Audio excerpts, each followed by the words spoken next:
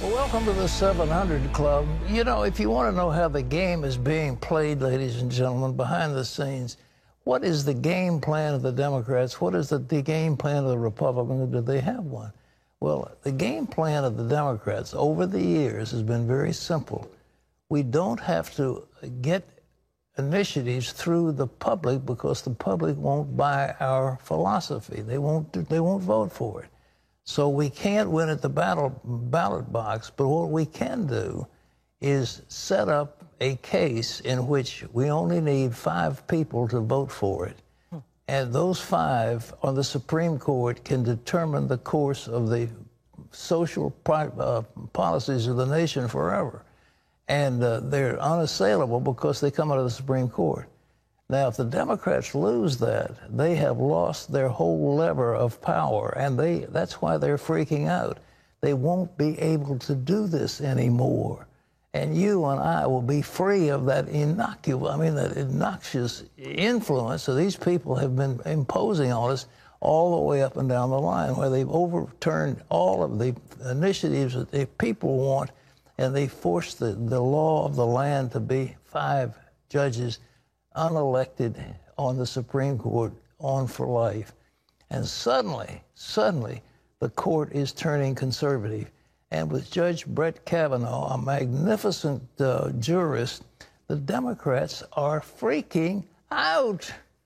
And tough luck. They are indeed, aren't they? And they really are. I mean, it's a meltdown, and the media is going crazy, you know. But that's not, you've got to do. Well, yeah, Pat, it's not slowing down this nominee. Kavanaugh began making the rounds on Capitol Hill Tuesday. Our Abigail Robertson brings us the latest on the looming confirmation showdown. Judge Brett Kavanaugh may have officially secured the nomination, but his battle to reach the bench is far from over, while Republicans sing his praises. And I think that Judge Kavanaugh is just going to be a good, objective, balanced judge. Many Democrats already playing another tune. They claim he'll join a decision that takes away health insurance from people with pre-existing conditions or protect the president against the Mueller investigation. This is extremely dangerous. Thomas Jipping of the Heritage Foundation tells CBN News he doesn't expect much serious evaluation of Judge Kavanaugh from Democrats. They'll pick a certain opinion, or they'll speculate about what Judge Kavanaugh might do on a particular issue.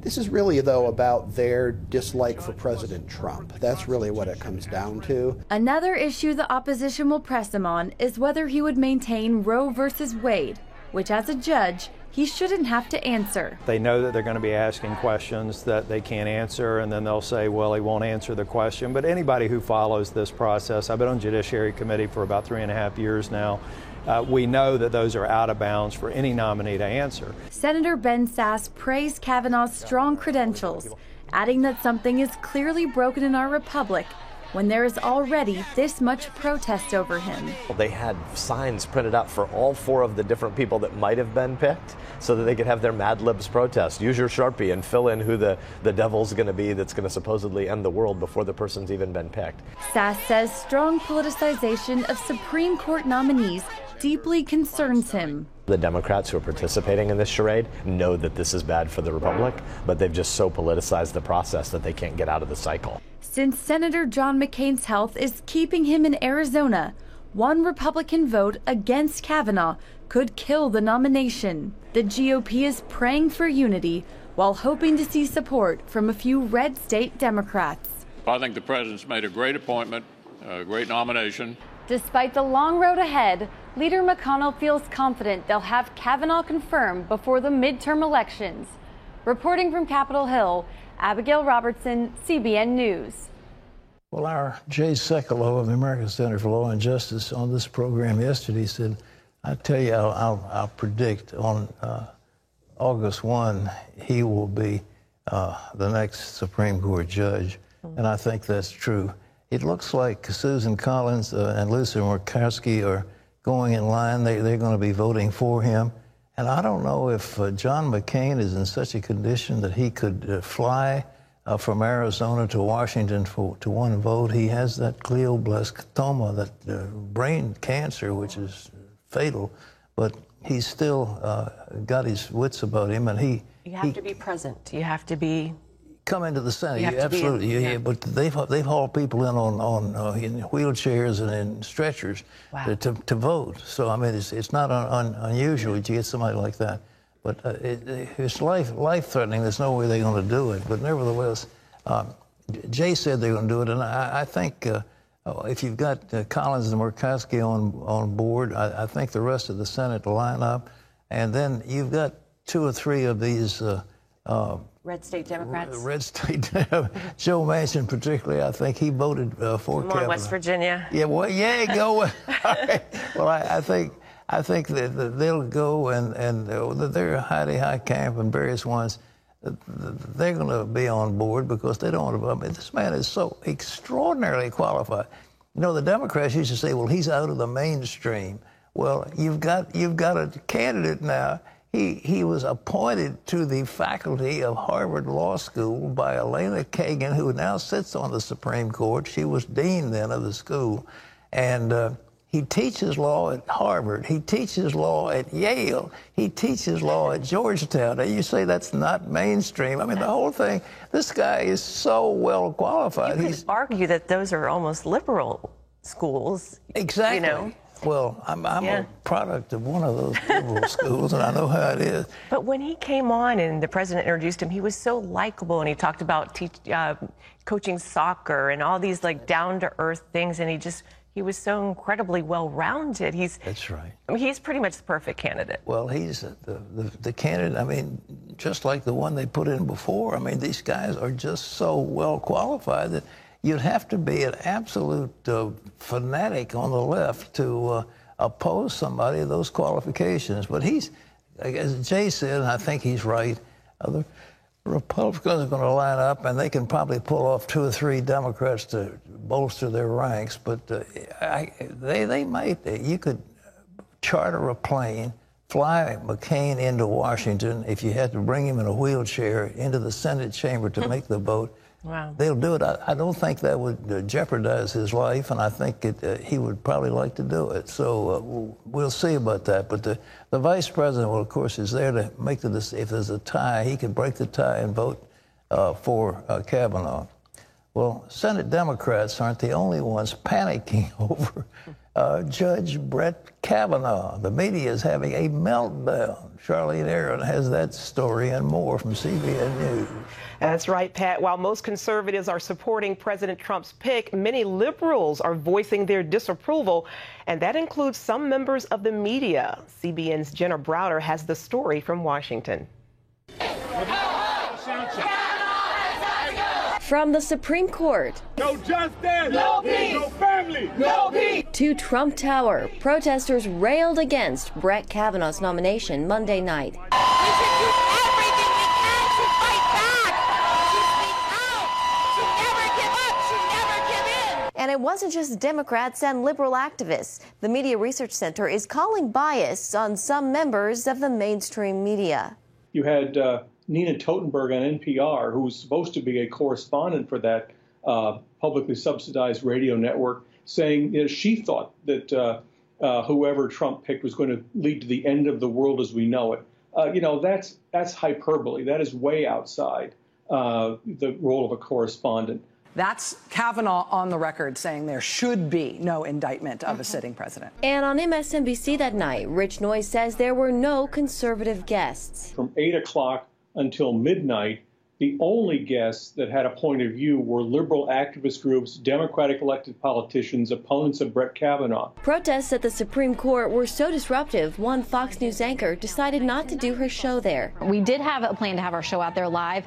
It got so volatile at points that we ultimately didn't feel like it would be safe to do an hour of live television out there. Noyes says it hasn't always been like this. We went back and looked at how they covered the nominations of liberal court nominees such as Sonia Sotomayor and Elena Kagan. You didn't have this this tremendous labeling of them as liberal or left-wing. Of course, people are concerned about what this means for a woman's right to choose about Roe v. Wade. And he doesn't see it getting better anytime soon. It's a meltdown that they haven't had since the last meltdown, and they're going to have another meltdown in the coming days. I mean, they had a meltdown just 2 or 3 weeks ago over immigration.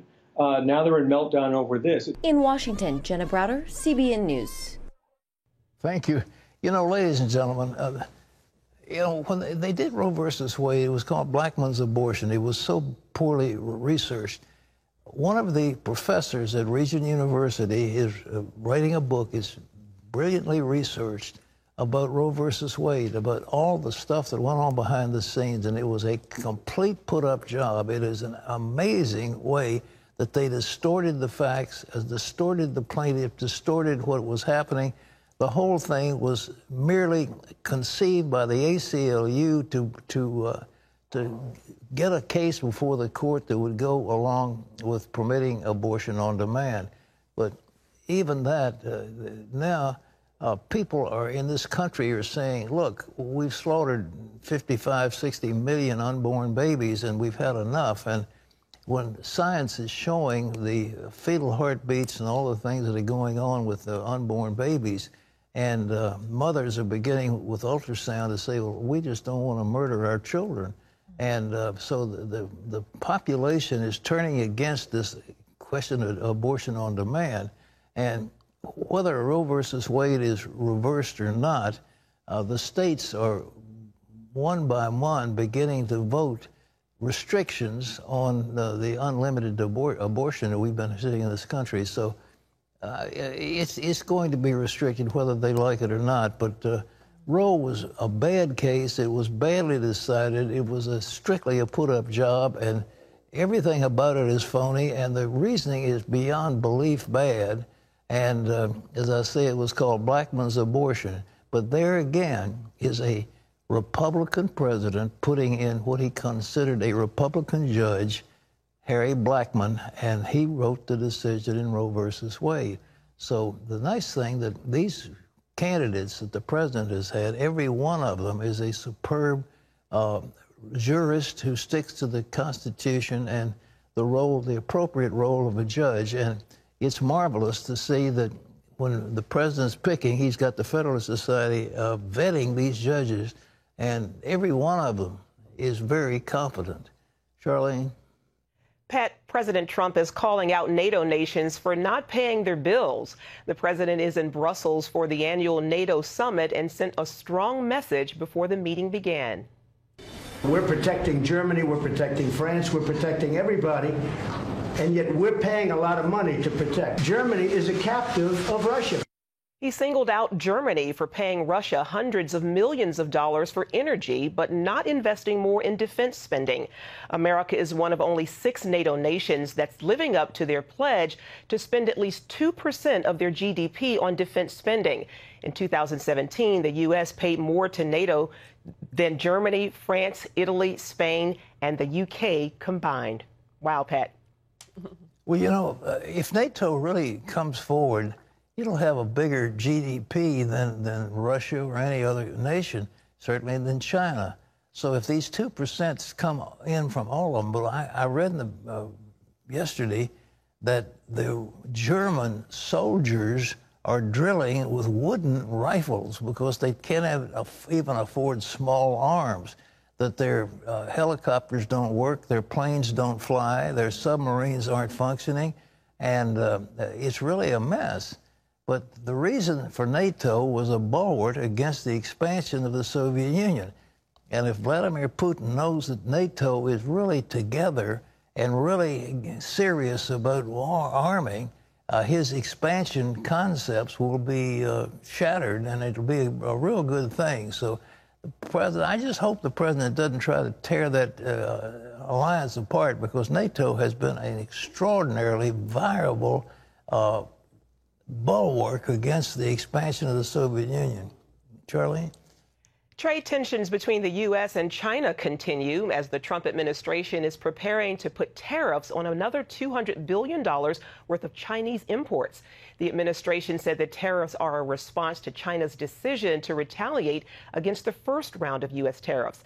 The Chinese government says it will take firm and forceful measures to counter this new tariff threat. The news rattled Asian markets and drove down U.S. stock futures, where nearly 2,000 tourists had to evacuate after a fire erupted near the Griffith Observatory in Los Angeles. The blaze burned a total of 25 acres before firefighters contained it Tuesday evening. Fire officials say no structures were threatened, but flames left multiple vehicles damaged or destroyed. And more than a dozen fires are consuming tens of thousands of acres throughout the Golden State. As Heather Sells reports, fighting fires has now become a full-time job in California, and what was known as fire season no longer exists. California firefighters have a new normal. It's focusing on the fire risk year-round and not just during fire season.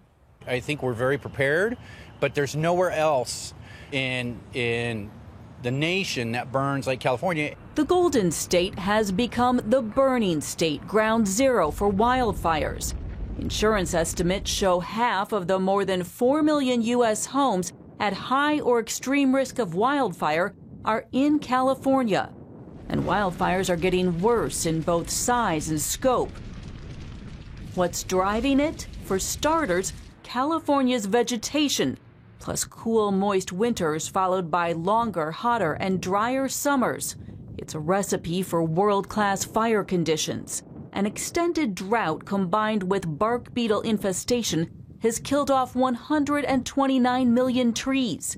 Those dead, dry trees represent an instant fire hazard. Fire officials say many communities can go up in minutes. Just last October, fires in the wine country that destroyed thousands of homes and killed 15 people were started mainly by trees falling on power lines. CAL FIRE wants the public, even those in urban areas, to be aware and ready to evacuate when conditions warrant. When the firefighters are spending the first 12 hours going in and just evacuating people and not fighting fire, that should be a clue to the public that, hey, the fire service professionals can't even start fighting fire because they need to get people out of harm's way. That's how bad it is right now. Homeowners can also take simple steps like clearing brush from their homes, not only to protect their own property, but their communities as well. Reporting in Sacramento, Heather Sells, CBN News. Back to you, Pat. Thanks, Heather. That was an excellent report. You know, the Spanish, California means hot coast. Yeah, that's right. Like caliente means hot. Right? Caliente, yeah, and it's always been known as a hot area. But if there's any truth to this matter of global warming, I guess Jerry Brown is saying it's hitting us in California. But this is an important part of our economy, and there's really not a whole lot they can do about it. But his father set up reservoirs to capture water so that they would have water in times of crisis. And unfortunately, Jerry Jr. decided they didn't need them, and they cut the budget on some of those and did away with those reservoirs. There were a lot of, but they have had a water crisis, and it's really a shame because the California economy is so important to the United States of America. So all I can say now is we really need to pray for them, but this is a terrible situation for those who are living under that fire danger. Yeah. And all Americans should be concerned. It's not just California. The whole nation should be concerned about this crisis.